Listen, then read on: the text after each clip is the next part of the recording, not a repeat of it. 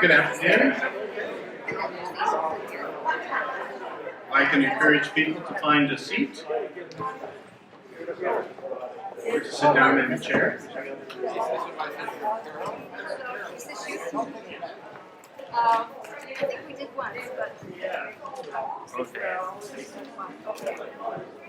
You are a legend. You are a legend. I know. Welcome. I'm not sure we all. Welcome to you all on this beautiful day. It's awesome. Yes, once you're sitting, you're good. I'm going to sit there just to. Oh, I see. So on behalf of the family, I would like to thank you for coming today.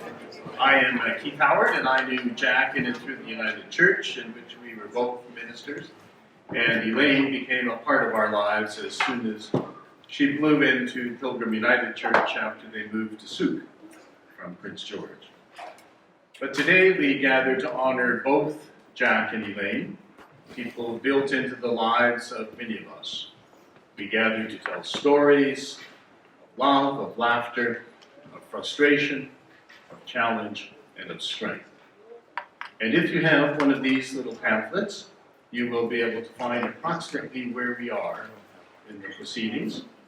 And if people break out singing, if you look on the adjacent page, you will see some words to join in. There is much to treasure, and today we crack open the chest of many memories. But we also gather because we grieve. There is a certain relief in the words written in the Book of Solomon. The souls of the righteous are in the hand of God. Their departure was thought to be a disaster, and their going out from us their destruction, but they are at peace. Grief is profoundly complex, but it is intimately tied to love. So we honor that grief and the love from which it comes. Death, like birth, brings us to the edge, to at least a fleeting awareness that we stand before or live in the presence of a great mystery that goes beyond our habits and our opinions. So we take time this day to give thanks to the God who gifted two unique people to us, and through whom we came to understand so much about the things that matter. This is a lot to do in this time, which is why we do not attempt it alone. So welcome to this complicated and wonderful time.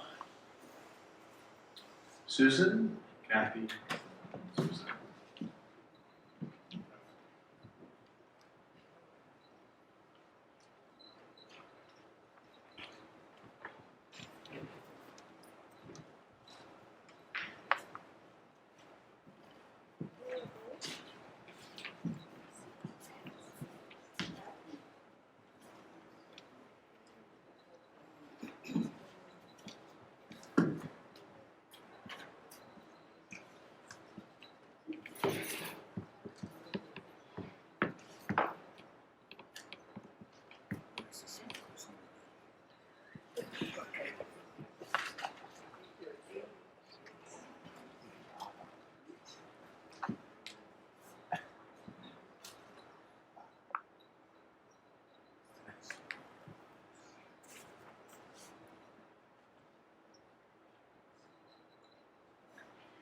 There is a light in this world, a healing spirit more powerful than any darkness we encounter. We sometimes lose sight of this force when there is suffering and too much pain. Then suddenly, the spirit will emerge through the lives of ordinary people, like Jack and Elaine, who hear a call and answer in extraordinary ways.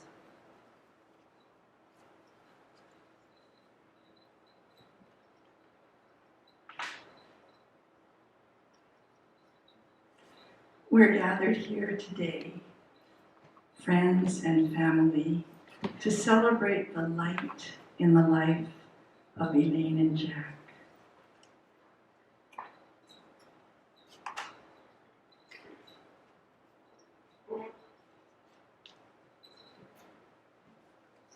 May their light continue to live on in us.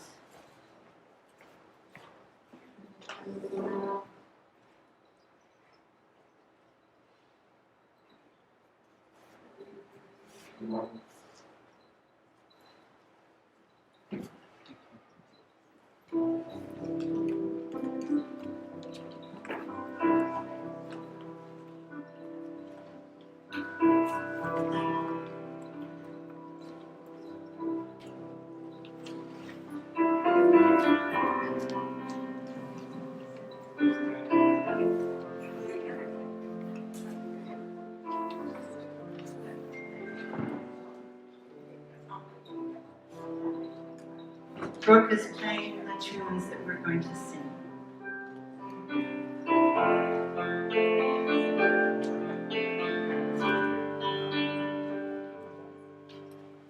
Jesus, you have come to salvation, looking neither for wealthy or wise ones. You only ask me to follow humbly. Oh, Jesus, with your eyes you have searched me, and while smiling, has spoken my name. Now my boat is left on the shoreline behind me. By your side, I will seek other seas.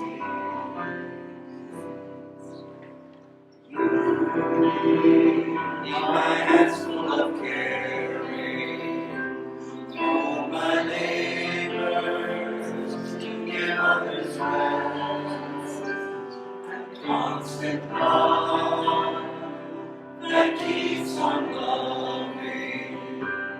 Oh, Jesus, with your eyes you have searched me, and while smiling, has spoken my name. Now my boat is left on the shoreline behind me. By your side, I will seek other seas.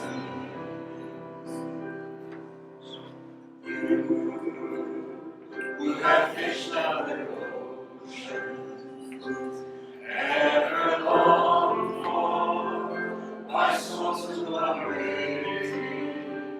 My lovely friend, as thus you call me. Oh, Jesus, with your eyes you have searched me, and while smiling, has spoken my name. Now my boat is left on the shore behind me. By your side, I will seek others.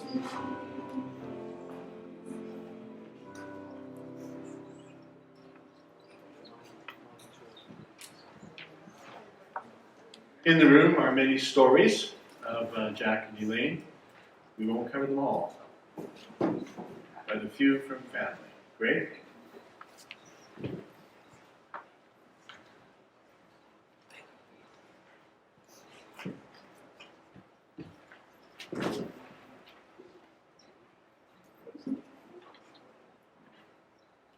Hello.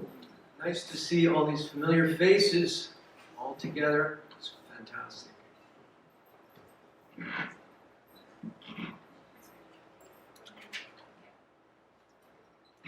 So I'm going to read you a few passages from an autobiography my mother wrote last summer when she knew she was dying.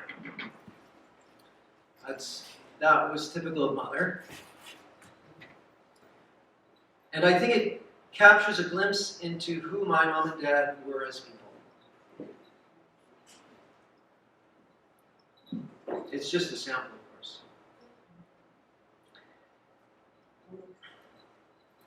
Looking back on my life as an 80-year-old Canadian Caucasian woman, I must confess that I've had a very privileged life.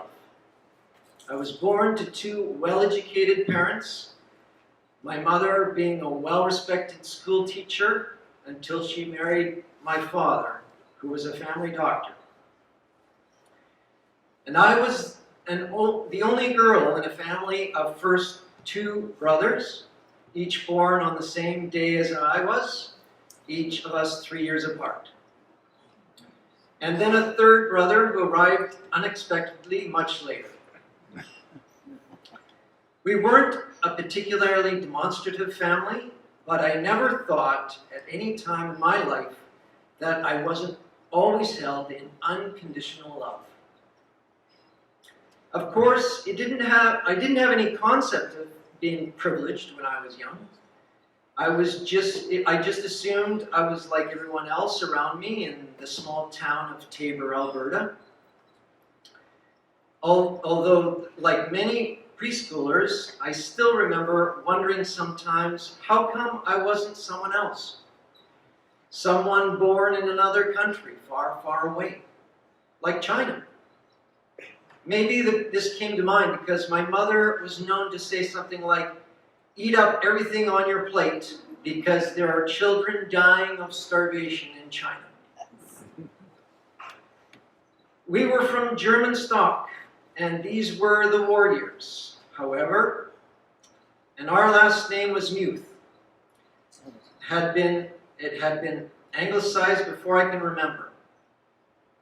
And although I didn't understand the implications of this at the time, as soon as I started school, which was just after the war, my mother told me if anyone asked about our nationality, I was always to say Canadian. My father told me at some time in my life that my surname meant strong heart, and whether or not that was true, I want to believe it, because it epitomizes for me a kind of family motto. Throughout their lives, my parents never took their privilege for granted.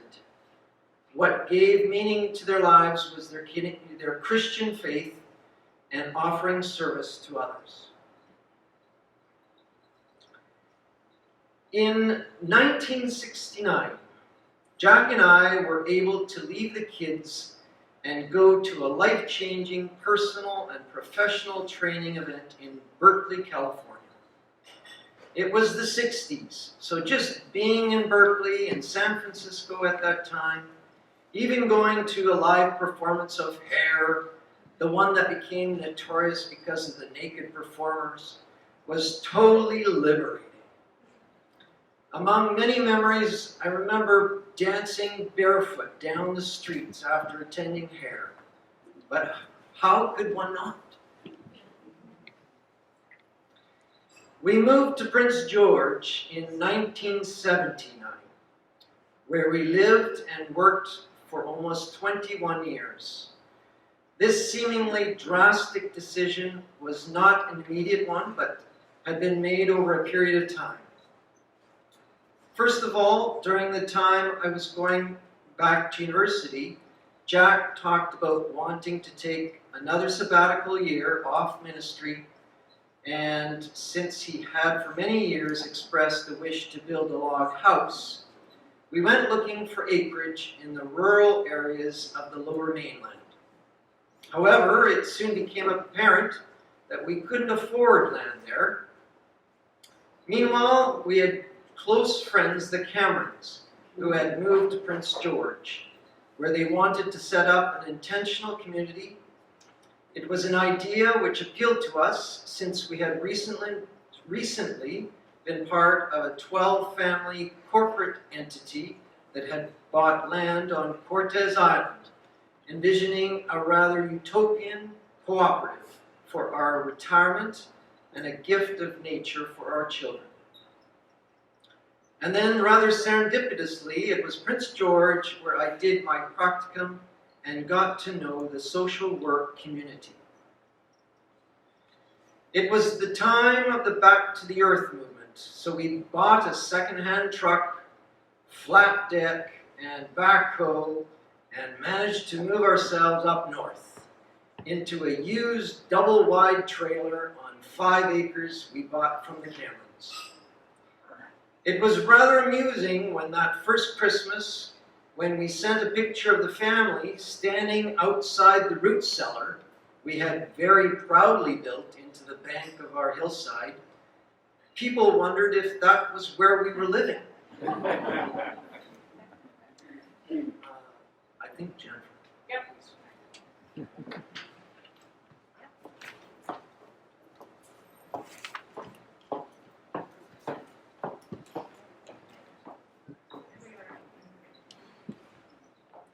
Hello, everyone. My brothers and I really appreciate you coming out today to celebrate the lives of our parents, Jack and Elaine. Seeing all of you here today after my dad passed, seeing you all here today more than a year after my dad passed and 11 months since our mother passed, must be a sign of the impact they had, one or both of them had, on your lives as well. Breathe. As you know, I was adopted by these two wonderful people, something that I have been forever grateful for. My mom quit her job in order to complete my adoption. I'd like to just say some things about my mom, and then I'll talk about my dad. Mom was a real bright light, charismatic, energetic. We called her the ever-ready bunny. She was a feminist and super driven, an avid gardener and a great role model for me. She was passionate about her social causes and not afraid to make her truth known. Uh-oh, that's all on my phone, so I gotta make sure that I don't lose it. I can still hear her laugh. Some things my mom taught me. Seeing the beauty in a single flower, or the wonder of 1,000 flowers, like a display of wild lupin on the side of the road. That you should never give up, because working hard, sometimes real hard, would pay off. When I was a student, my mom told me that schoolwork was 80% brains and 20% hard work. On the topic of work, I want to talk about Saturday chores. We always had them. They had to be done on Saturday after 9 a.m. because Mom liked to sleep in. And they took up half the day. I think they might have been set up that way to keep me, a teenage daughter, out of the mall.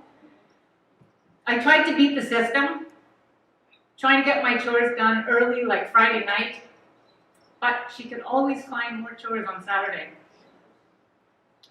When I moved away, I decided not to do chores on Saturday. And unfortunately, now, sometimes they don't even get done. Back to my mom. She was an avid traveler, and as you can see from the photos, in the latter half of her life, she was an international traveler. She traveled 5 continents and had a book full of amazing albums documenting her trips. When we were kids, she would take us up to the lake every summer. It seemed like we spent all summer there, but it must have only been a month or so. But even at the lake, we had chores. We had to sweep sand out of everything except the beach. But the reward was swimming and hanging out on the dock every afternoon while Mom read, slept, and sunbathed under the Kootenai sun. Those were the best summers for a kid. After we left home, my mom and dad spent many summers crossing the country in the infamous Red Ruby. At last count, the odometer had, how many thousand? 400,000 miles on it? It turned over. It turned over, at least once. Now it's been handed down to another family with small kids to make new memories in. My dad. My dad was a bit more introverted than my mom. He had kind of a tougher life than my mom. His parents losing their farm and then dying when he was a teen and moving out west to finish school. He did a lot of traveling in his late teens and early 20s, crossing back and forth between southern Ontario and BC on the train. But he didn't lose his belief in mankind. He had a belief in the goodness of mankind. He never locked the doors, even left his keys in the car. He made deals on a handshake and always had time to listen and talk. He was patient and quietly self-assured. Some things my dad taught me.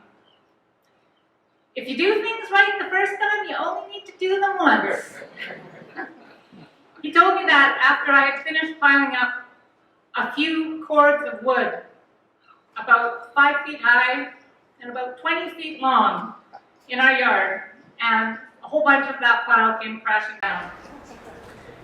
I was much more careful in managing my work after that. No project is too big. If you break it down and keep at it slowly and steadily, it will come together. He built 2 houses, 3 if you count the time he turned a silty hillside in Prince George into a comfortable location to set a double-wide trailer with a biffy out back on it, which we lived in for 6 months without a toilet till he found a place for the water to drain. Through all his building, he taught me how to use power tools and how to build stuff, which I still love to do. For him, the journey was as exciting as the destination.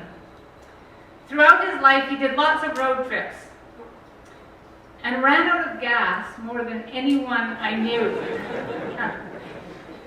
My mom thought it was part of the adventure, because then he'd have to hitchhike to the nearest gas station and back to his car. But he met some interesting and probably some different folks along the road. He took me along on a few explorations too.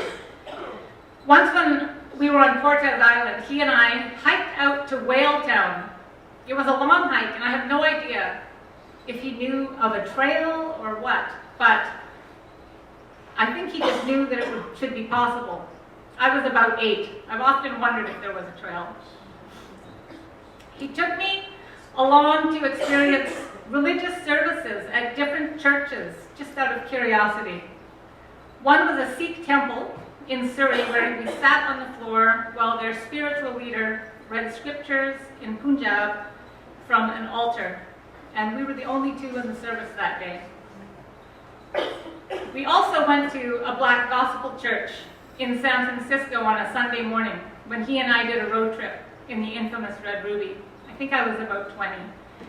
It was a memorable experience with the singing and the exuberant sermon delivered by the Reverend there. And most importantly, he taught me tolerance through his actions on many, many occasions. And both my parents really valued family and friends. They were wonderful grandparents to their 3 grandsons, James, Eric, and Daniel. Whenever they came over, they would attend the boys' hockey games, gymnastics competitions, and took them on special outings. They acknowledged every birthday with a card and a call, singing happy birthday in Hooper harmony. With extended family, I also have fond memories that my mom and dad brought, celebrating Thanksgiving and Easter, Christmases spent together at the huge B&B in Souk that could accommodate all of us, and of course our annual Hooper dinner on the island every year. Finally, ritual and symbolism was an important way to recognize and celebrate life's events for my dad. After my mom died, David and I were heading home on the ferry. and the captain announced over the PA system that a once-in-a-lifetime event was happening out the window. It was a huge pod of orcas, probably 25 or so, swimming, jumping, and cruising along through the active pass. How symbolic, I thought. They looked happy to be together and off on a new adventure. Thank you.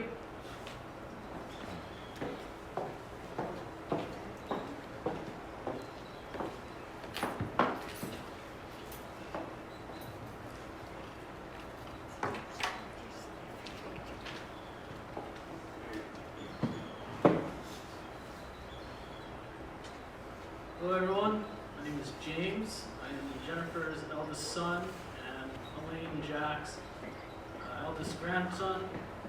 And so today I'd just like to read one of those stories that I got for my birthday from my grandma and my grandpa. This was from 2019 when I was turning 22 years old. I'm 25 now.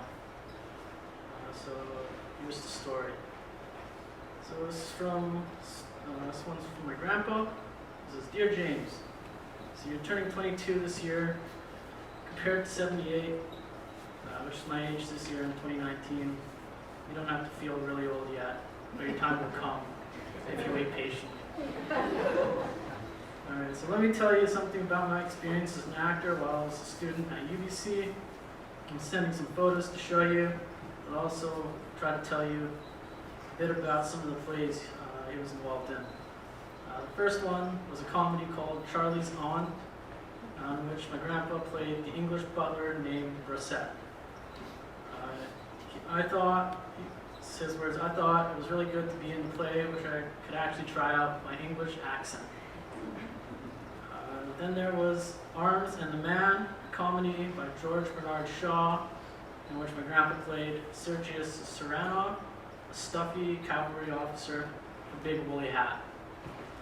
That was a lot of fun, and I started to think being an actor might turn out to be a good thing.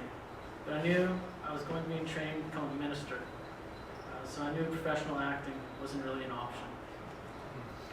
It says, but then things got serious. I was chosen to play as Shakespeare, as Shakespearean King in Henry IV, Part 1. I felt honored. I felt excited and honored to find out what it was like to do Shakespeare. It was a pretty big production, and rehearsals went on for quite a long time. I even had to learn how to take part in a battle with swords. They were not sharp, of course, and we were careful so that nobody got hurt. But it was very exciting in the battle scenes. The stage was filled with theatrical smoke and lots of noise. Another big production my grandpa was involved in was Flies, a comedy based on an ancient Greek play by Euphrates and adapted by Jean-Paul Sartre. A very complicated play, I must say. I never did really understand, even though I enjoyed being a part of it. I played the part of the Greek god Zeus. I must admit that acting was probably one of the most exciting parts of my university life. And he says, I hope you enjoy your birthday, James. Blessings to you, and the love, your grandpa. So that was my grandpa's story, and now I'll read my grandma's story. So she says, Dear James, I started going to university like you when I was 18, but I didn't graduate until 23, going on 24. The reason was that in order to graduate with a degree in nursing, my grandma had to do first year science and then 4 years in the nursing program. That included taking regular classes or working as a student nurse, also known as a pinstriper, because of the dresses under a starched bib were pink and white stripes in the hospital, even throughout the summers. That lengthy commitment is no longer the case now, which is a good thing, as the cost of the university education has risen way beyond what we could have imagined back then. I really enjoyed university life, although I always found it challenging. It was so different from living at home in a small town such as Roslyn, a population of 5,000. All those plays your grandpa told me about, I actually saw because he was in them when I was going to university and was around your age. I think that the reason I fell in love with your grandpa was he was quite quite different than anyone I had known before, and part of that was he was an actor. He was quite a handsome one at that. She says she found a picture taken at a surprise birthday party that happened at a house she was living at with 4 of her other nursing students when she turned 22, which is the age I was turning back when she sent me this letter. And she sent me a photo of that surprise birthday party where she is surprised. So she says, all I can remember about that time is that we had a fish in a fishbowl that sat on the mantle, and one day we found the fish floating upside down, bloated and dead. We all felt really bad about it, particularly when we figured out that each of us was probably feeding it, so it probably died from obesity. She says, I hope both your birthday and your year ahead is one that is full of good memories, so maybe you can relate back to someone when you are my age, 78. Lots of love, Grandma Elaine. Thank you.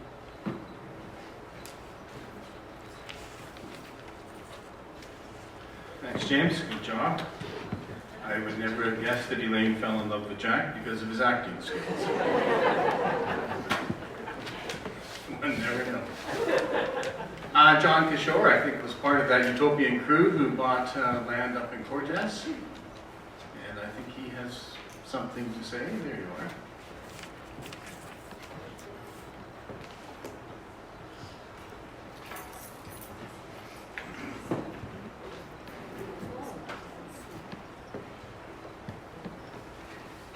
Well, I think all of you know that with the depth and breadth of being in a friendship with Jack and Elaine was really something to behold.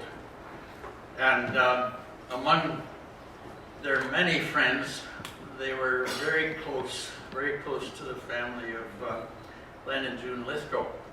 And I've been asked to read something that Len, who is not well, they're living in Vernon, and I was asked if I would read this because Len wasn't able to be here in person. And he has 2 stories he wants told. It is the fall of 1956, and newlyweds June and Len Lisco are ensconced in 3768 Dunbar Street, purchased by June's dad for our use for $1,100 while attending UBC. Soon we're joined as boarders by fellow students, Jack Hooper and John Cashore. Jack had a part-time counseling job at Ocala, the provincial jail, and he was often late for dinner because of traveling distance. On one such occasion, June asked, "How was your day, Jack?" He assumed a bit of a pompous stance, leaned against the fireplace and remarked, "Well, it was quite satisfactory on the whole, although not achieving perfection by any means, but altogether quite good, quite good." June gave him a scathing look, and I quote, "You know, Hooper, sometimes you make me sick." Poor guy, it took him a minute, but then he joined in the general laughter, and I don't recall ever having another occasion to accuse him of pomposity. Next story. Fast forward to April 1967, when Greg joined the Hooper family at Grace Hospital. As was customary at the time, Elaine stayed in the hospital with her baby, but Jack could not. Fortunately, he had a dinner invitation with June and myself, so we settled in for Chinese takeout from the Varsity Grill and had a bottle of baby duck wine that Jack contributed. By 9 p.m., the wine was gone, and we weren't feeling any pain. June was the first to leave the company, crawling up the stairs on our hands and knees to our bedroom. Next was Jack, who had a car to deal with at a 1 kilometer distance to get home to Columbian House, the married residence at Union College. He managed the whole distance in low gear without mishap. I followed June up the stairs and promptly collapsed into the bathtub. So Greg, see what a kerfuffle you caused just by being born. And a closing note, Jack and Elaine were as close to being family friends in the truest sense of the word family.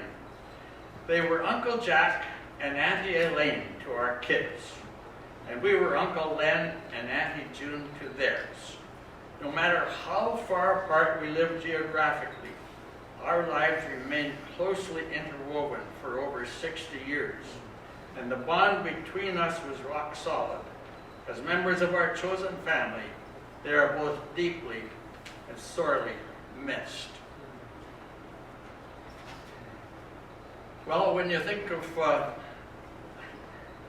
telling stories about our relationships with Jack and Elaine, I think it's something that could go on for several hours.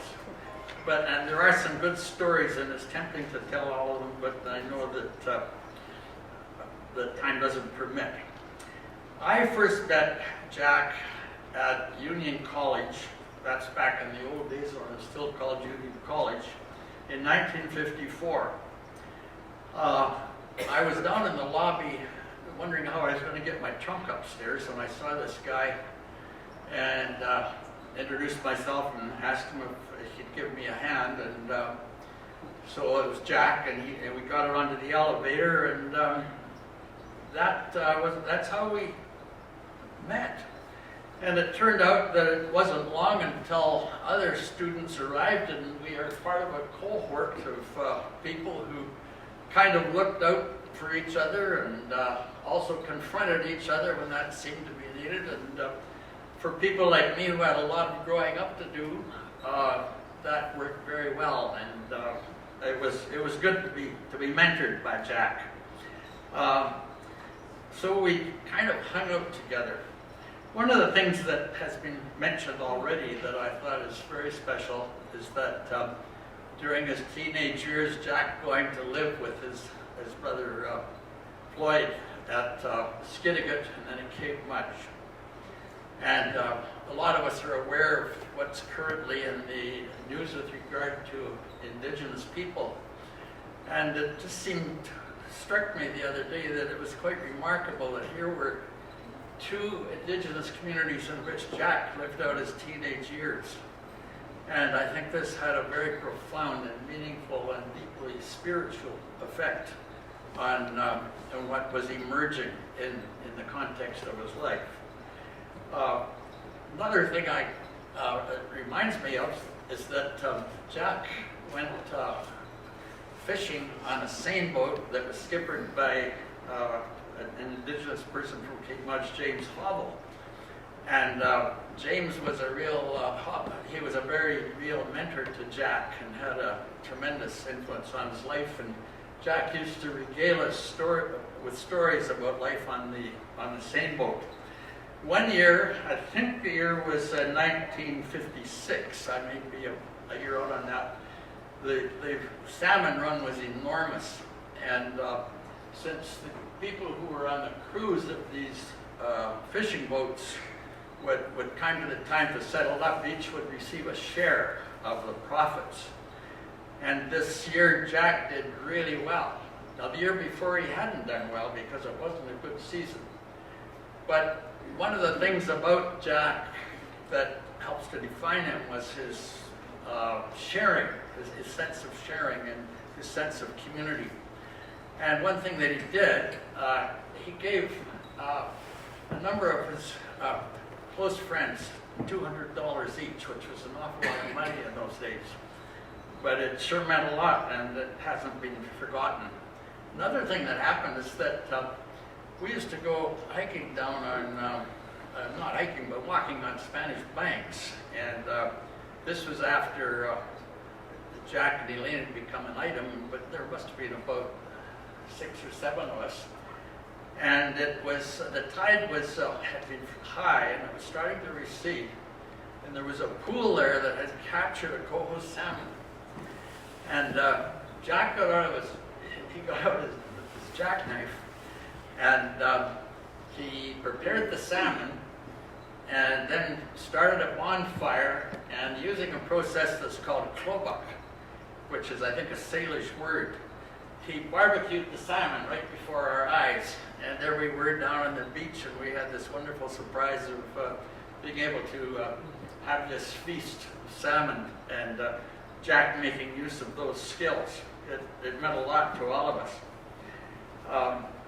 I'm also reminded in listening to what was earlier said that I think with both sons at Cortez Island, Jack led them on a guardian spirit quest, which was again part of the history.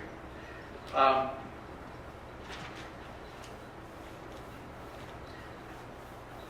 just want to mention that one of the things that I think is very memorable is that among his jobs, he was a presbytery officer, and in that role, his skills were recognized as he was, among other things, a pastor to pastors.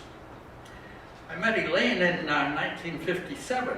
On that occasion, I was hitchhiking to my hometown of Lethbridge, Alberta, and Ken had suggested that I drop by their place at Christina Lake.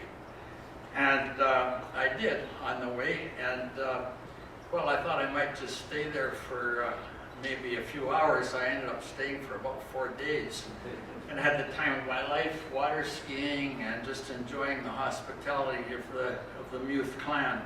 It was really wonderful to enjoy that legendary Muth hospitality. And I noticed at that time that that Elaine was a very bright older teenager, and one of the things that she really insisted on while we were there was teaching me how to properly roast marshmallows, because I was doing it all wrong. Anyway, later on, after I was talking to Ken, after being there, and Ken said, we were talking about Elaine and talking about Jack, and Ken said to me, you know, I think that Elaine and Jack would be a good match. So that was kind of interesting to think that that was a step along the way. Some of the things I've written down here have already been mentioned, but I just want to mention Elaine's passion for social justice, and I still have, I'm able to visualize her going up to the Peace River to make her wishes known with regard to the Site C Dam. And just gestures like that have a lot of meaning, and I thought that was very significant. And again, the co-op at Cortez Island has been mentioned, but I just want to reiterate that Jack and Elaine were two of the co-founders of that situation. That's been a blessing to so many people. And I think that the caring friendship that so many of us have been able to enjoy with Jack and Elaine has been a very bright light in our lives. And I think their lives are an expression of the scriptural teaching. And the Word became flesh and dwelt among us, full of grace and truth. Thanks be to God.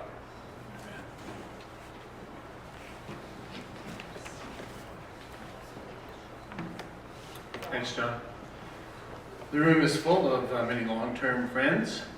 Sally Dad is one of Elaine's long-time friends.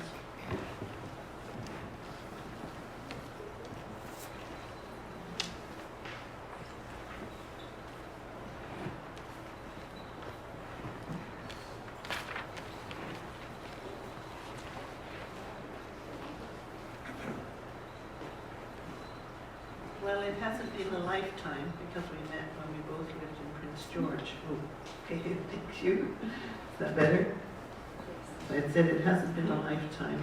I've only known them since they lived in Prince George at the same time as us. We were both United Church people, but we went to different United Churches. And one day, one Sunday, I read in the bulletin that somebody in the other church was going to start a study. And the person was called Elaine Hooper. And so I thought I was interested, so I phoned her up and said, I would like to come to your workshop on this study, religious study. And she said, yes, do you live in town? I said, yes. She said, well, do you think you could record it? Because it's on TV for me. Because where I live, out in the bush, sort of, their TV reception is terrible. So I said, yes, I could do that. So she came over to give me a CD to record it on.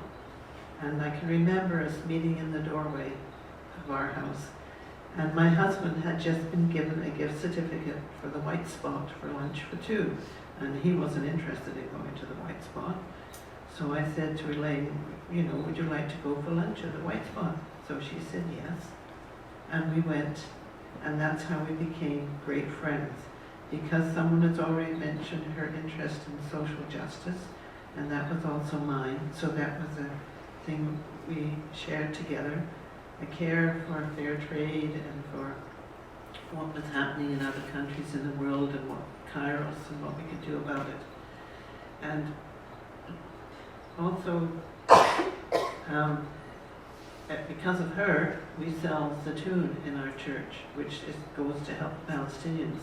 Because she knew, she sold it in her church down here and told me about Robert Massoud from Ontario, and so I invited him to my house, and we've been selling Zatoun ever since to the congregation and anyone else who wants it.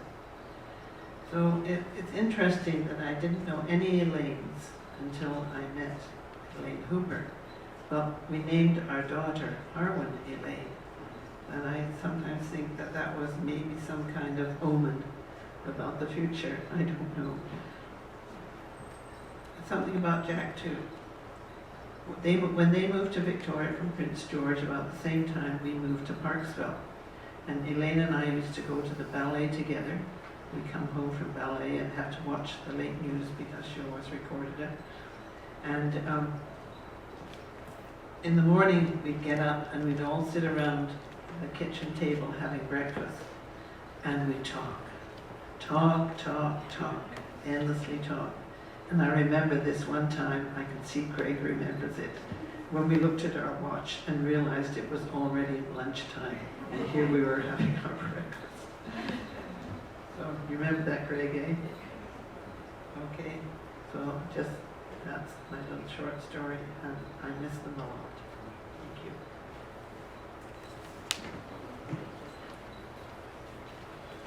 Thank you, Sally.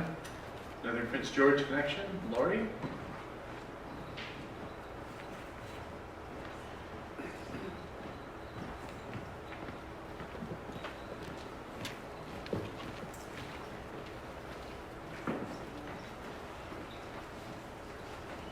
Good afternoon. I was asked if I would tell a few stories about Jack. The last time I was at an event with Jack was his retirement party from the United Church ministry, which was the Presbytery minister, which was referred to a minute ago. We had him sitting in a rocking chair on the stage while we told stories about him. And we laughed a lot.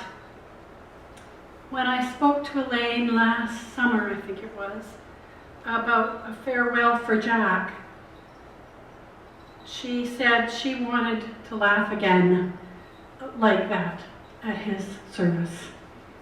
Well, I can't tell those stories. I don't have that English accent, but I sure remember a lot of laughter with Jack.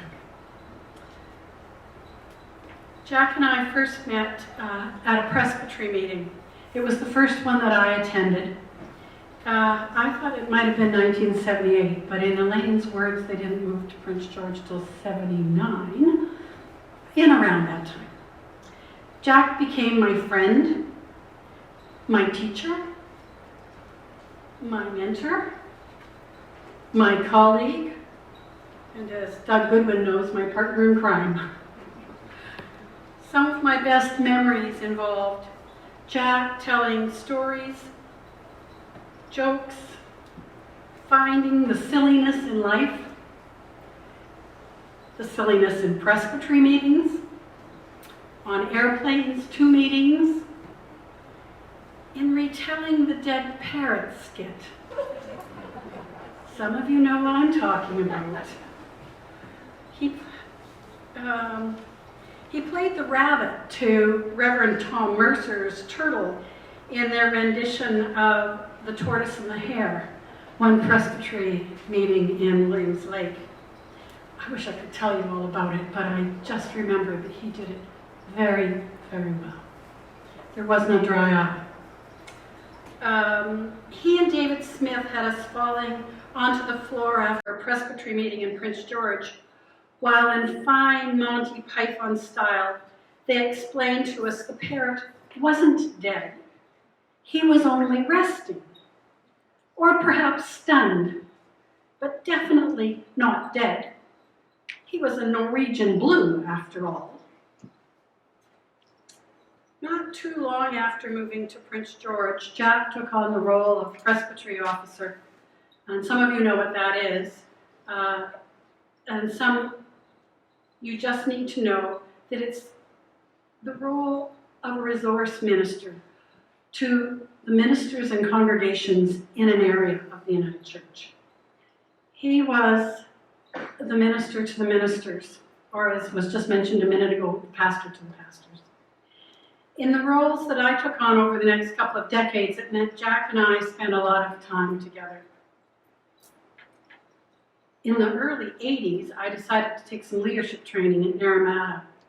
I signed up for something called the Basic Lab. Jack Hooper and Marion Best, who you might know Marion as a former moderator of the United Church, were my trainers. It was a life-changing event for me. I'm not exaggerating when I tell you that the door to the secrets of the universe opened up to me. Of course, I had two of the best trainers ever. Patient, kind, when I stumbled, and always positive and professional. When I got back to presbytery that fall, I was asked for the first time to chair a division, and I thought to myself, Jack must have told them I passed the lab. Now, the presbytery was not a small area like a presbytery in Victoria or in the Lower Mainland. It spanned from Smithers to Valemont. That's a 6-hour drive in good weather. I'm looking over at Doug because he did this job after Jack. And from Mackenzie to 100 Mile House, also a 6-hour drive. And we met 3 times a year, rotating our locations. Driving with Jack meant that you had to put up with the peculiarities of his vehicle. It had a tendency not always to follow the instructions of the driver, or so he lamented, and would turn into the Hickson pub without warning. Now, there were other pub stops, but it was the one in Hickson, which was just 45 minutes from Prince George, that I remember best. But Jack, we're almost home. I didn't do this. The car has a mind of its own. We might as well go in and have a beer, seeing as how we're here.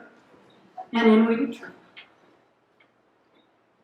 We drove over to Terrace once to attend a BC conference in May. And it was just Jack and me. I have it as orange Volkswagen van, but it wasn't. It was the ruby red ruby. Okay. Now, my first husband and I owned a logging company. We had trucks and loaders and skidders and filler bunchers, and I drove a Chrysler New Yorker that could just smoothly hug that highway at any speed. Jack was proposing to take me to Terrace in a hippie wagon. I thought long and hard about the appropriate clothing to wear. I finally went out and bought a flowing long skirt and a peasant blouse. No blue jeans, or even no short, tight business skirt for me on this journey. Our first stop was just out of town. I got out as Jack took care of gassing up. I was so surprised at how many people came over and talked to me. Ruby red vans, Volkswagens, must be seen as friendly vehicles. Jack laughed when I told him that. We were close to getting to Terrace. We were up high in the mountains. The sun was shining on the tops of the snow-covered peaks. A mighty flowing river could be seen below us. Jack pulled over to the side of the road. He said, "I'll get the chairs out of the back. Will you grab a couple of beer out of the cooler?" And we sat, overlooking the beauty of God's world, and gave thanks. Throughout those 20 years of living in Prince George, Jack and I would find a day that worked for all of us, for the two of us to have a regular, which was about every 6 months, Greek lunch at Mykonos. We would arrive for lunch and leave just before the supper crowd arrived. Sally, you see, it was something I did. We would discuss church politics, church plans, people, God, personality types, and the merits of a good wine and a Greek meal. Elaine said to me one day in church, "I always know when you and Jack have been out for lunch. Our house reeks of garlic." David, you're shaking your head. "Our house reeks of garlic for the week. It just comes out Jack's pores." And she went like this. Now, not too long ago, my daughter and I were reminiscing about Jack and Elaine. And I told her that story, and she said, "Oh yeah, we always knew when you were out with Jack for lunch. Our house stunk too." My life was chaotic and frenzied, running a logging company, raising a family, living in a city far from my birth family. Jack was my shelter from the storm throughout those years. And I will forever be grateful to him for being more than just a colleague.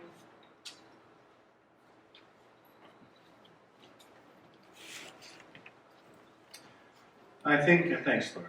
I think before Derek comes, maybe if we take a moment and stand, and for those who are able, and we'll just sing maybe the chorus of "Jesus, You Have Come to the Lakeshore," also known as the refrain.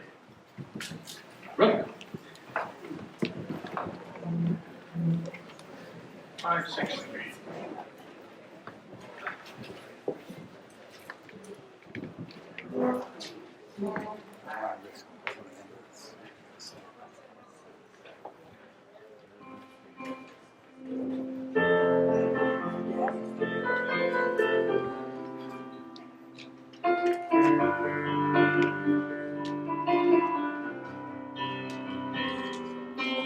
Jesus, with your eyes you have searched me, and while smiling, have spoken my name.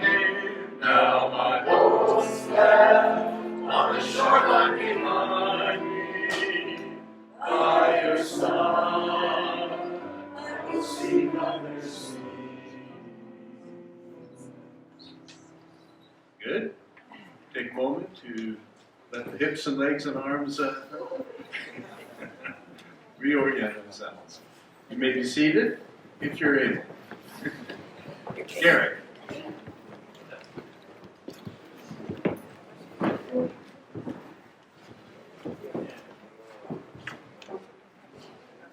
Thank you, and thank you for that stretch. I'm starting to cramp up, I think. Firstly, I'd like to express our sincere condolences to the family. It's indeed a bittersweet event here today, but I think somehow entirely appropriate that we're celebrating the lives of John and Elaine at the same time. We're always a couple. I'd like to talk a little bit about Jack and Elaine's first ministry in Nanaimo, in South Nanaimo. I say their first ministry because they were definitely a team. First, I'd like to set the scene. South Nanaimo ministry, I guess, included a couple of churches in the south end of town, but also two small communities, Chase River and Cedar, which were rural areas. And I grew up in Chase River. I was a young, I think I was a teenager by the time. Our church was at the top of the hill on 13th Street, just off the old highway to Victoria.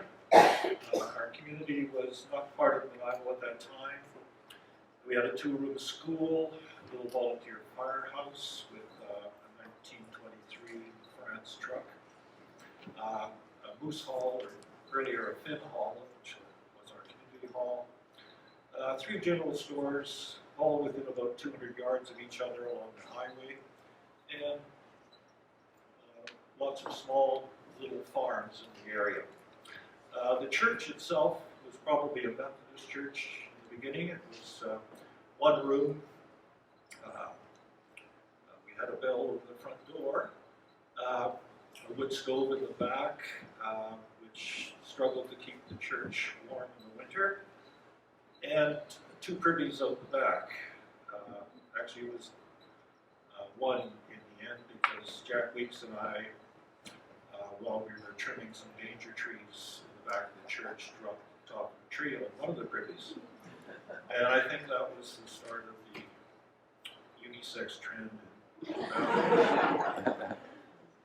Anyway, it was an old country church, and we had an old country lay minister, William Madsen, for many years, who lectured us on the dangers of dime store novels and other things that could ruin your day or even your life. And he was accompanied by his brother Doug, who was equally ancient on the organ. And on special occasions, another Manson brother would come and play the bells, which were long silver bars that you made with hammers. And Doug would pound away on the organ, and William would play the violin, and the place would be really hopping. It was into that environment that one fall we had this young couple arrive. Mr. Hooper, Reverend Hooper, apparently fresh out of theology school, and his wife Elaine.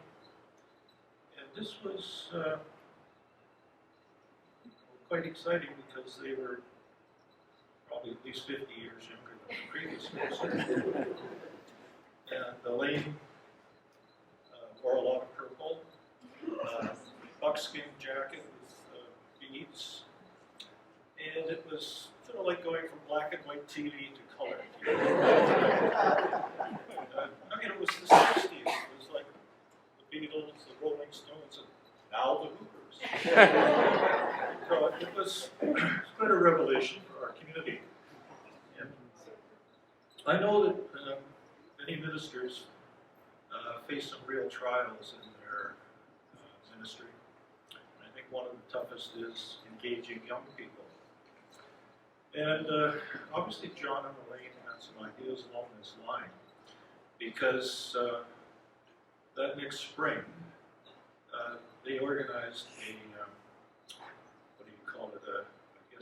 retreat for the young people in our church to Thetis Island, which is off Chemainus. And my friend Tom McDonough, probably on the urging of his mother, was going to go and convinced me to go, and our friend Barry from the south end of Nanaimo. So we arrived on Thetis Island off the ferry. There were a group of about 18 or 2 dozen of us. We walked along the beach to a small rancher house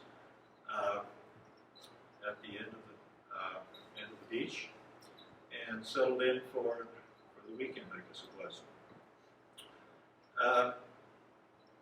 It was a comfortable arrangement. The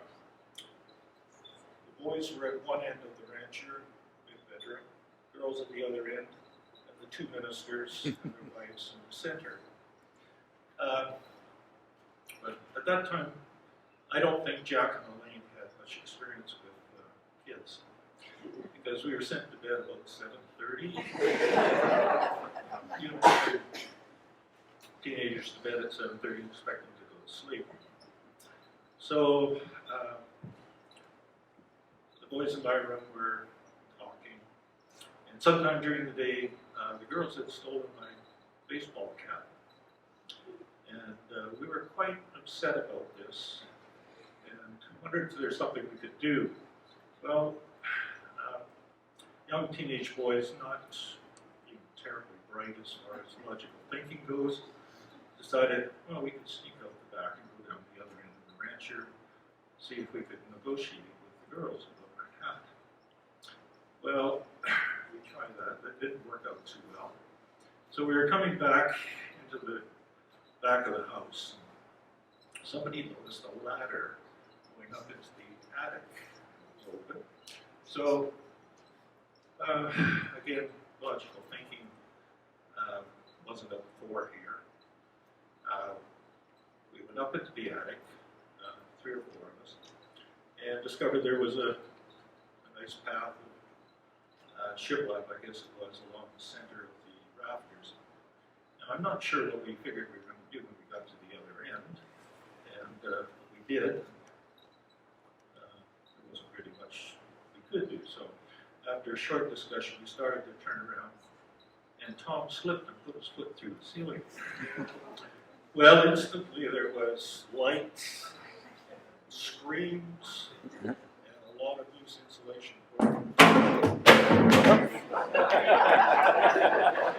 pouring into a top bunk. We naturally panicked and fled for the exit.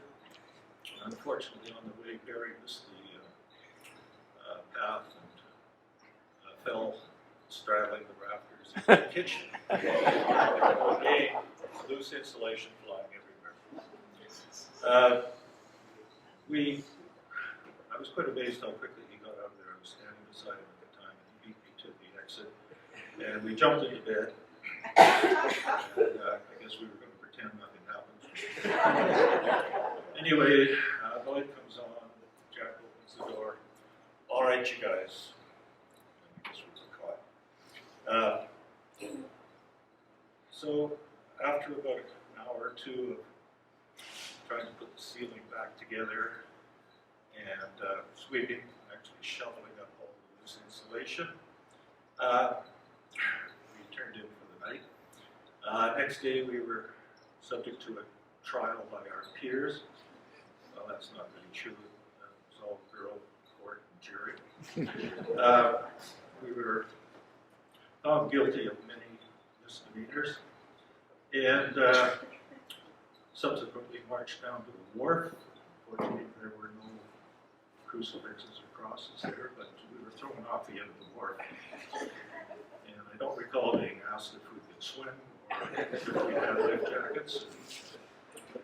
But anyway, we learned something about consequences there and about how Jack would handle difficult situations.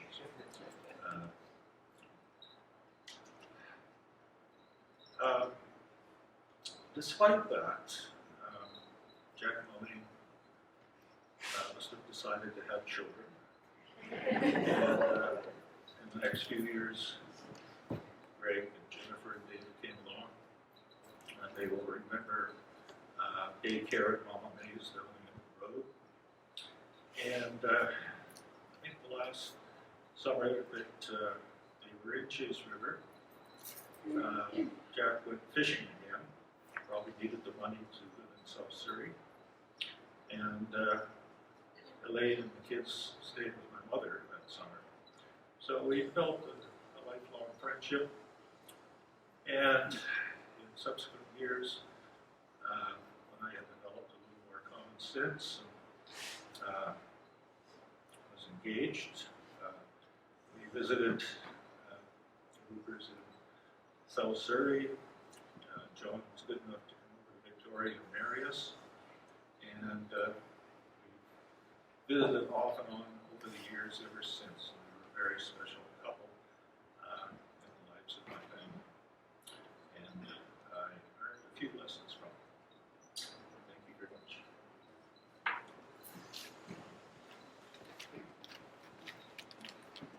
Thanks, Derek. Eva is the designated speaker for the Manleys.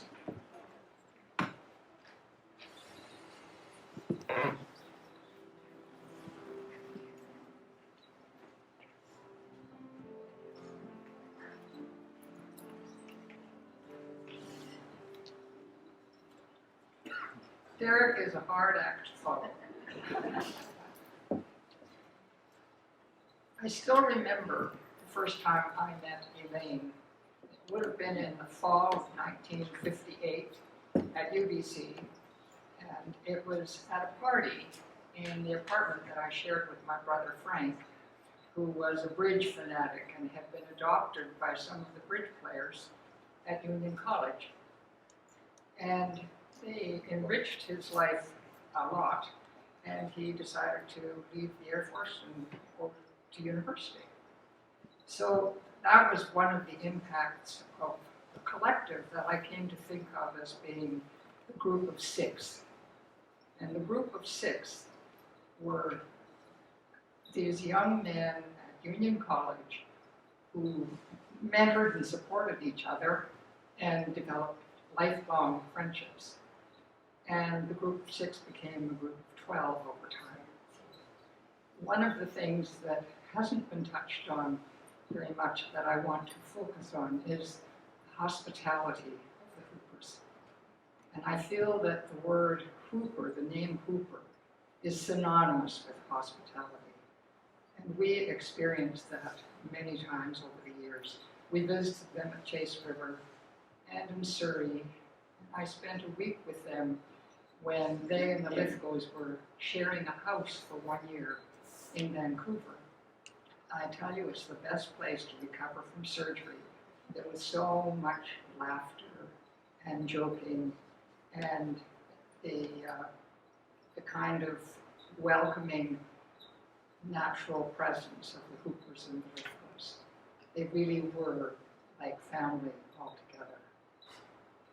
And over the years, in addition to visiting in those three places, we visited them in Prince George and then in Souk. And one of the memorable visits with them was when Jack and Elaine and John Cashel came to our place to mill a log for the Hoopers' mantle in their Souk house.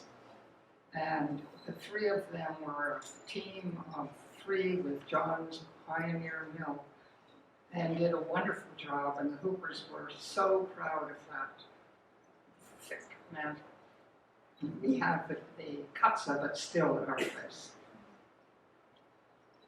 When Jack and Elaine were in any of the places they lived, they always had a warm and open door. And they also, I think, became part of the key to the reunions that happened with the group of 12. And they invited all of them up to Prince George. I wasn't able to be there, but everyone else was. And then the open house, the reunions circulated and were held at other homes as well. But the last one was at the Hoopers. And to see the gathering of these very long-term friends was a very moving experience. That is another kind of family. Thank you.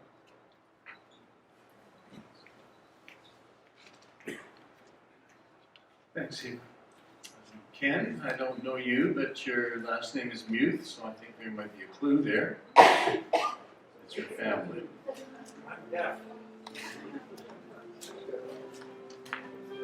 Just go by Ken for now, then.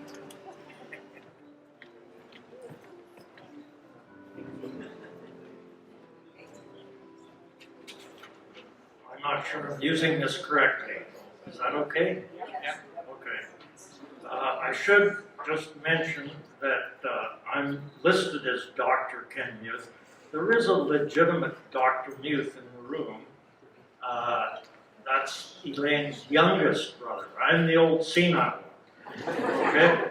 And I'm not talking about friendship, even though that's listed there. I'm talking about a crisis that occurred between Elaine and me that caused such great anxiety that I never forgot it.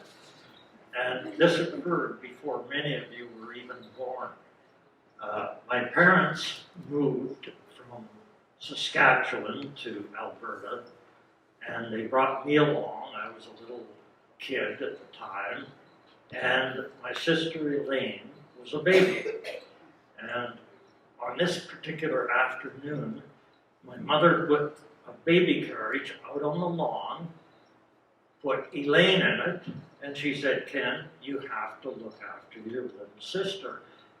Well, this was just overwhelming to me because she was so precious, so endeared by the family, that I thought if she fell out of that baby carriage, I wouldn't be able to pick her up and put her back in it. How can I possibly look after this little tyke?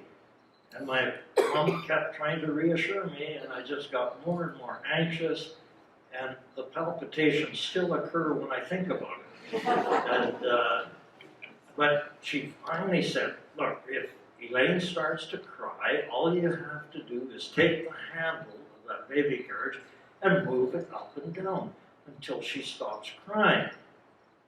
If she doesn't cry, she can't fall out of the baby carriage. And she said if you move that baby carriage, push it around the lawn, she probably won't cry at all. So I thought, well, of the two options, I better not even let her start to cry. I'll push that baby carriage. I was just a little kid. So I pushed that baby carriage right up to the front of the house, to the front of the property there. And in Tabor, we had a little path that went along the front of the house. Nowadays, it would be a cement sidewalk, but it was a little path. School kids came along, and they saw this little kid pushing a baby carriage, and I guess they were curious. So they came in, no gate, and lifted the hood and looked. Oh, they said, a real live kid in here, you know, and they oohed and awed. I think they expected a teddy bear or something like that, but it was a real live baby. They waved for their kid, the other kids to come over.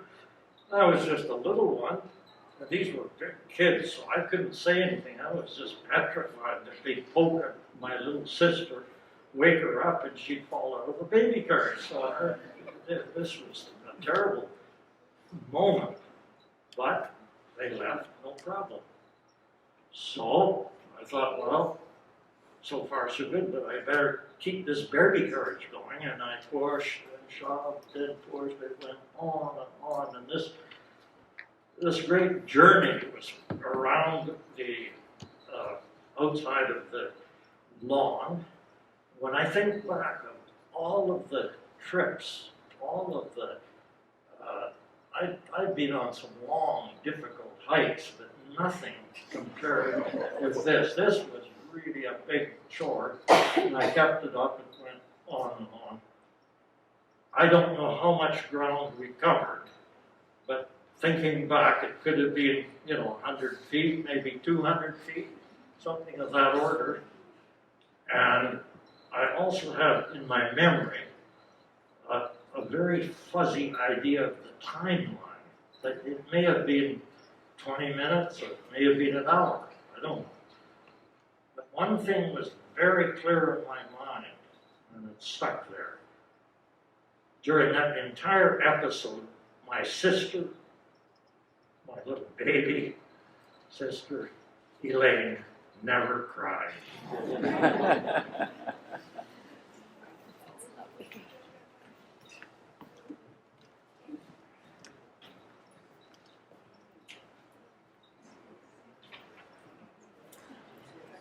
When Elaine was planning Jack's celebration of life, she chose the hymn that we sang before and this particular story because of Jack's profound love of the ocean and the fond memories that he carried about fishing, but also because Jack's faith was a journey that he was profoundly engaged with his whole life. He was interested in the questions of the faith much more than the answers. One day Jesus got into a boat with his disciples, and he said to them, "Let us go across to the other side of the lake." So they put out, and while they were sailing, he fell asleep. A windstorm swept down on the lake, and the boat was filling with water, and they were in danger. And he went to him and woke him up, shouting, "Master, Master, we are perishing." And he woke up and rebuked the wind and the raging waves. They ceased, and there was a calm. He said to them, "Where is your faith?" They were afraid and amazed, and said to one another, "Who then is this, that he commands even the winds and the water, and they obey him?"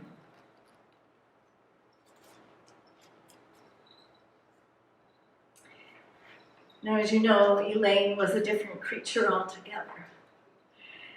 And her faith had a clarity to it. Not that she judged everyone to follow that particular path that she was on, but she was very clear about what it meant for her to be a Christian.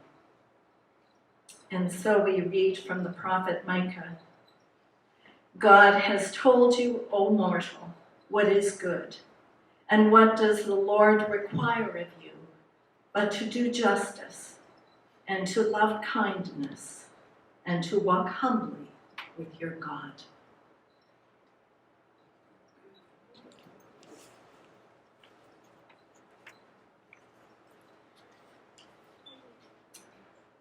I knew Jack and Elaine for a long time, yet listening to the many stories that we've begun to unpack here, it's clear that I have peeked through only a tiny window into their complexity and mystery, and indeed of life itself, much less what we often casually refer to as God.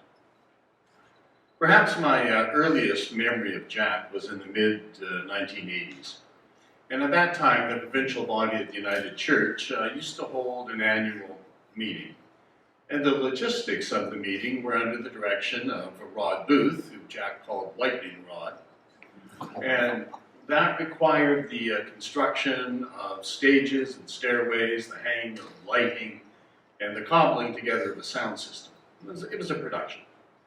And along with others, Rod had conscripted Jack and me to be part of the crew. Now, my first sighting of Jack was of him carrying a bundle of 2x4s across the gym floor at Naramata Center. And I asked him, "Do you know what we are supposed to be doing?" "No idea," he said. "Right now, I'm taking this lumber over there. Care to grab an end?" An acceptance of the moment. Peace with only knowing the next step.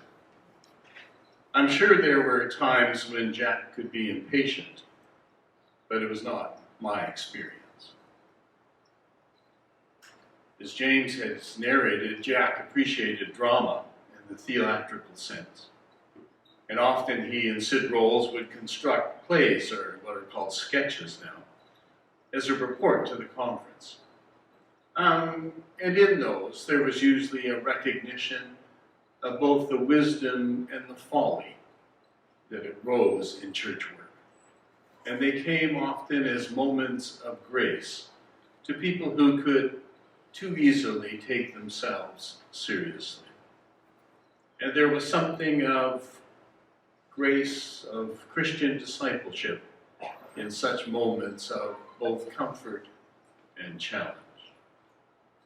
Technically, for those in the trade, Jack stood in the wisdom tradition of the faith, assuming God's continuing presence and awareness of our sometimes comical, sometimes tragic responses.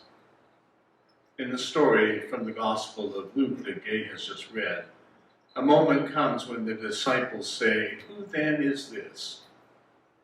Seems like a Jack kind of question. Seem to appreciate and to respond to such questions with curiosity and wonder. This is interesting. Wonder what's going on here. Elaine's gift and talent for connecting with people were legendary. Something sacred in that. In Christian theology, we name that continual reaching out to connect, to understand, and even to cherish as grace. In one of the first groups I led with Elaine as a participant, I was amazed at how quickly tears could come when she told a story. Given the professional work that formed much of her life, how does one keep the ability to feel so deeply, to weep over the wrongs, and to rejoice in the right? Something sacred in being able to hold firm to a justice-oriented faith and yet live with an open, compassionate heart. There are moments of uniqueness, of difference between Jack and Elaine. They come quickly to mind. Things like energy, flamboyance, vitality, communication style, and their understanding of the Christian faith. Were those differences complementary? I leave that to others to decide. Although I was most struck by the fact that I cannot remember a time when I heard either of them diminish the faith of the other. Appreciation beyond tolerance. But of course I didn't live with them either.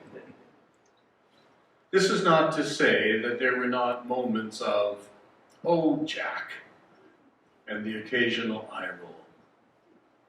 I remember once being the third wheel in a conversation between Jack and Elaine, where Elaine was suggesting to Jack some possible areas that might benefit from slight improvement, some more energy on his part. He turned to me and said, "You know, she was trained as a social worker, and they never give up." Moment by moment, I think such a focus may chafe.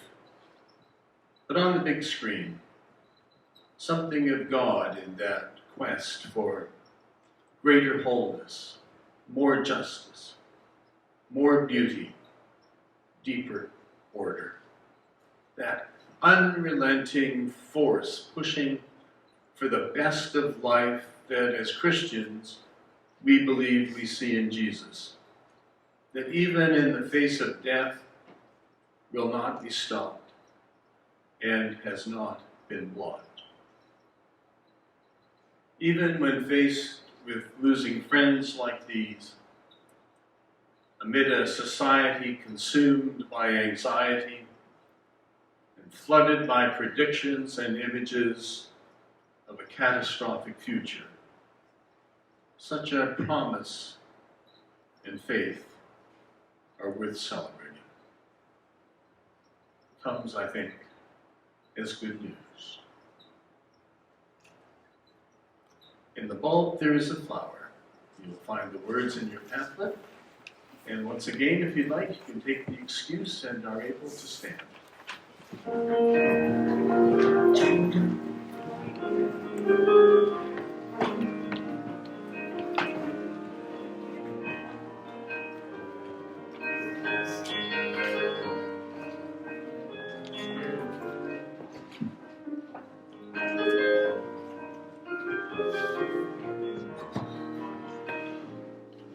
In the bowl there is a flower, in the seed an apple tree. In the roots a hidden promise, butterflies will soon be free. In the coldest of winter, there's a spring that waits for me. Unrevealed until it's season, something God alone can see. There's a song in every silence, seeking word and melody. There's a dawn in every darkness, bringing home to you and me. From the past will come the future, what it holds in mystery.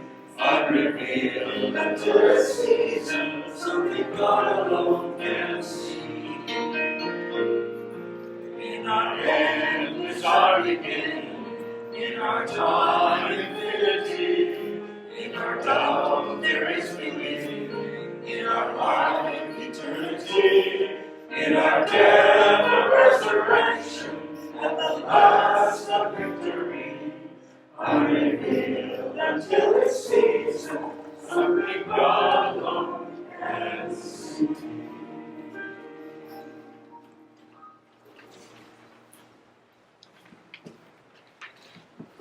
Please be seated.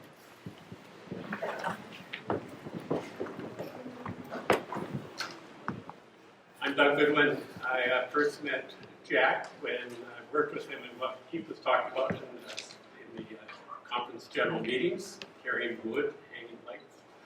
And then in the early 80s, he kidnapped, no, he didn't kidnap, he recruited me from the Presbyterian Church into the United Church, went to a congregation not too far from his Elaine's home in Prince George, where indeed I was one of those pastors that he pastored through those many, many years. And when Jack retired, I took that job. It was a great job to step into because it was so well done before. It was while there that I had the chance to meet Elaine and grew to love her and found out she was very teasable, but she could give us as well as she got. Always left their home with something to eat. But there's many, many stories to tell like this. Too many, I guess, in some ways. Too much time, too much depth, too much fun, too much sorrow. What can you do at that time but to turn to prayer? It's when our words become too inadequate, we can't say enough. We want to say more, but you can't. Return to prayer. So indeed, let us turn to prayer right now. Let us pray.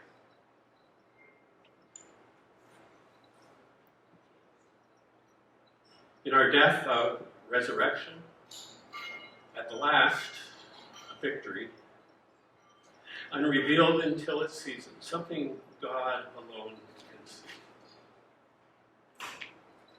The victory is yours, O God. An overwhelming victory, the Bible assures us, because in life, in death, in life beyond death, you are with us. Your love never fails. It never failed throughout the good, strong decades of Elaine and Jack's lives. It never failed as they faced difficulty and trouble. It never failed even as they failed. It never failed even in death. And it does not fail now, even as time passes. Help us to live in the confidence of such victory. But when our courage and our vision fails, may we live with simple trust in your love, which never fails. Lift heavy sorrow. Be with Greg, Jennifer, and David, the family, and so many beloved friends. Like Jack and Elaine, may we walk our earthly way with joy and laughter, faith and passion, serenity, peace, and love. Oh God, we were gifted by you with the lives of Elaine and Jack to walk and talk with them for a time. Now we say goodbye, and we gift them back to you. From the earth they came, and to the earth they return, ashes to ashes, dust to dust. From one love to yet another love. We say goodbye. God be with you, in the confidence that you are indeed with them, held in a never-ending love, now and for all time. In life, in death, in life beyond death, you are with us. We are not alone. Thanks be to you, O God. Amen.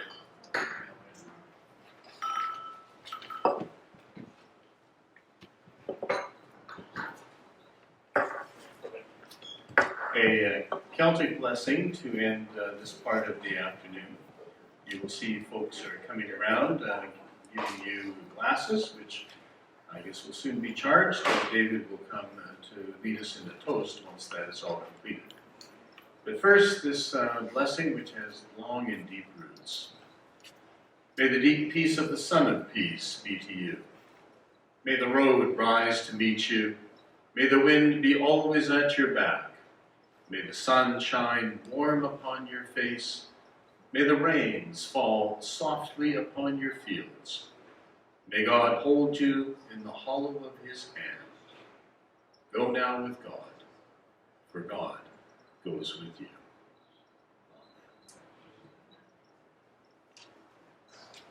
So I think we will just kind of have a moment while all the logistics are being put into play, so it's a time also to stand, to stretch, do those kinds of things.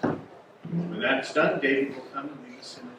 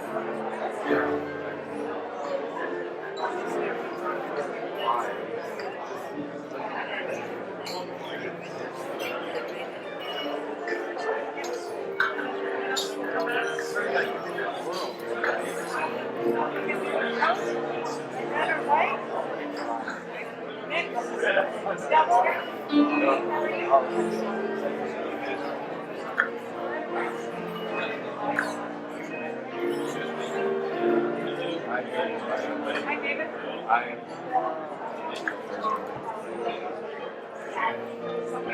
David knows me. White.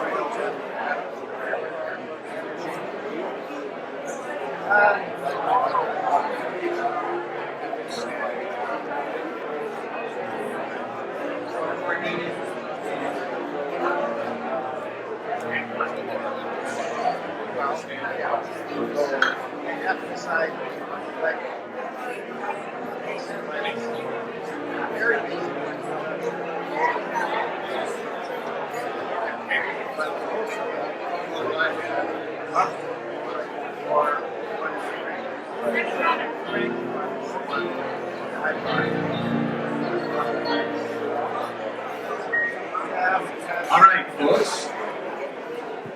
It's time to take a pause in the storytelling. Just make sure that you have a glass with an appropriate beverage in it. I want to maybe, if you'd like, to take a seat. David's going to come and offer the toast.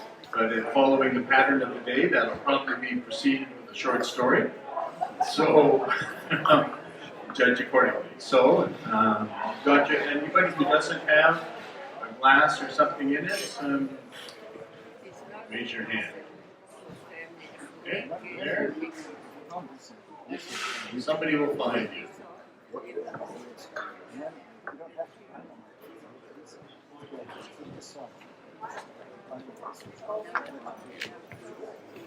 Okay.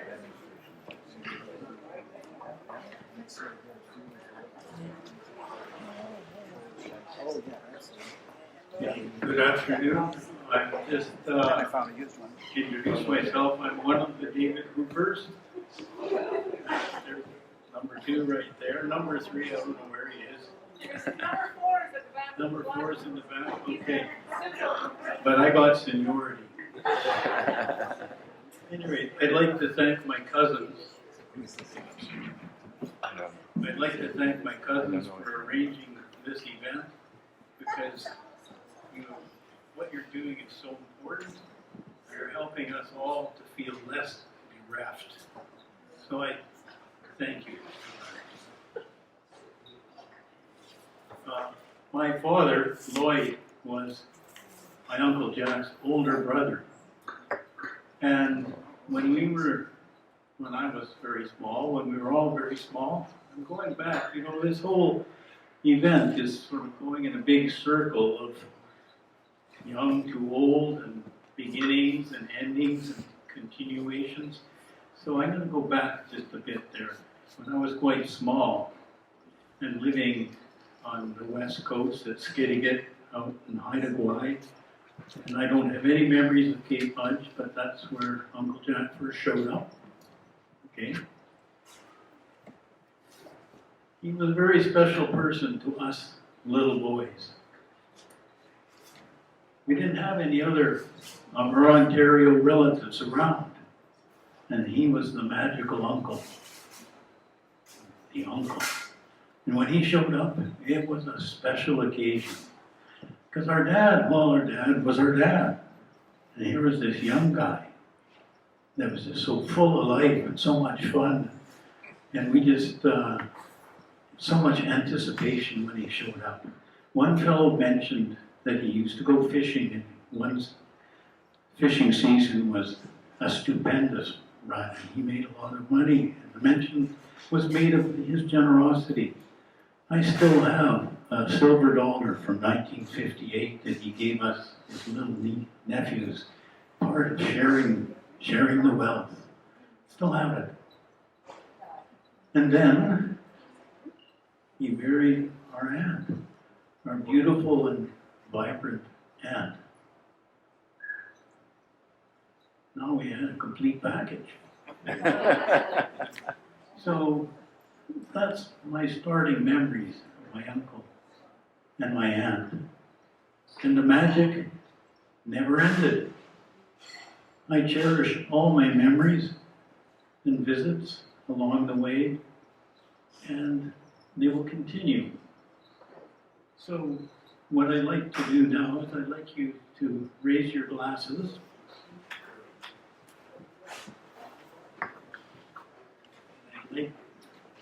And I'd like to propose a toast to their memory. And may their light continue to live on in us. To the memory of Jack and Elaine. Thank you.